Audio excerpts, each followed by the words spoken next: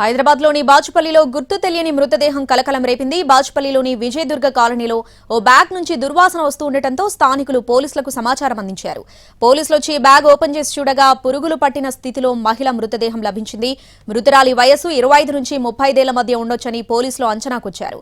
ఆమె maroon colour చుడిదార్లో ఉంది. మృతురాలి వివరాలు తెలుసుకునేందుకు పోలీసులు దర్యాప్తు చేస్తున్నారు. కేసు దర్యాప్తు కోసం స్పెషల్ టీమ్స్ ని ఫామ్ చేశారు.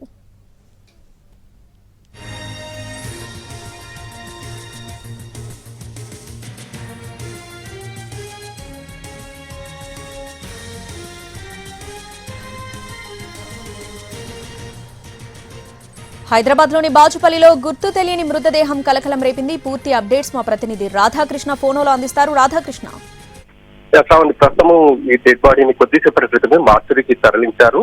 డెడ్ బాడీకి సంబంధించిన దాంట్లో ప్రధానంగా ఆమె డ్రెస్ మాత్రం మెరూన్ కలర్ పంజాబ్ డ్రెస్ వేసుకుని ఉంది. ఇప్పటి వరకు మాత్రం మహిళకు సంబంధించిన ఆచూకీ మాత్రం తెలియదు. అన్నోన్ డెడ్ బాడీగానే కేసు నమోదు చేశారు. ఇవాళ ఉదయం విజయదుర్గ కాలనీ సమీపంలో ఉన్న ఒక ఫార్మా కంపెనీ ఉంది. ఆ వెనకాల నిర్మానుష్య ప్రాంతం ఉంది. అక్కడికి ఎవరు కూడా వెళ్లరు. కేవలం ఈ మేకలు కాచుకునే వాళ్ళు మాత్రమే అక్కడికి వెళ్లి అక్కడ వాటికి తినిపిస్తుంటారు. ఇవాళ ఉదయం కూడా అక్కడికి వెళ్లే సమయంలో వాళ్ళు ఒక సుట్ కేసును చూశారు. వెంటనే బాచుపల్లి పోలీసులకు సమాచారం అందించడంతో పోలీసులు అక్కడికి వెళ్లి సుట్ కేసు ఓపెన్ చేసి చూశారు. అందులో మహిళ మృతదేహం ఉంది. పూర్తిగా కూడా కుళ్ళిపోయిన స్థితిలో ఉంది. అంటే దాదాపు 2 రోజుల క్రితం ఆ డెడ్ బాడీని అక్కడ సుట్ కేసుని అక్కడ పెట్టి వెళ్లిపోయి ఉండొచ్చు అనేది అనుమానిస్తున్నారు. అలాగే ఆ మహిళను కూడా వేరే ప్రాంతంలో చంపిన తర్వాతనే ఆమెను సుట్ కేసులో పెట్టి అక్కడికి తీసుకొని వేసినట్లు కూడా ఇప్పటి వరకు అధికారులు అయితే భావిస్తున్నారు.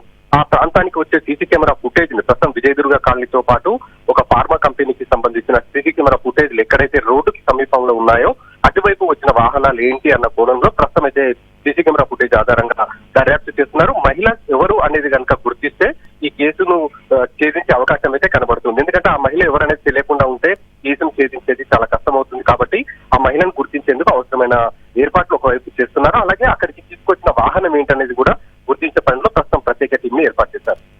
Right Radhakrishna, thanks for the updates.